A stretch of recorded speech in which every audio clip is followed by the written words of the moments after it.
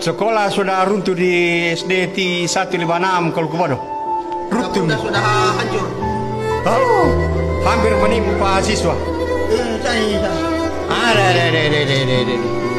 Lah ni hoja kini lamatin nih. Dalam main kini pakai haji kang. Runtuh ini naung. Andre atau kan berpokok ini. Oh.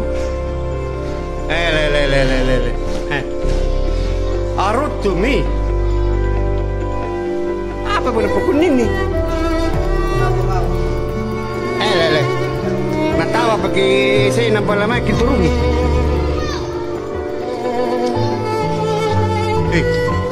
Habis. Saya runtuh. Saya sangat menyesal atas tindakan yang saya lakukan dan berkomitmen bersama dengan warga sekolah lainnya untuk mewujudkan sekolah yang aman, nyaman, dan menyenangkan dan bebas dari segala kekerasan. Demikian pernyataan ini saya buat dengan ketentuan bila mana saya menuliskan keterangan yang salah, yang tidak benar, dan kembali mengulangi perbuatan tidak menyenangkan, saya bersedia menerima sanksi sesuai peraturan perundang-undangan yang berlaku. Dan segala kerendahan hati, saya mohon maaf kepada semua pihak.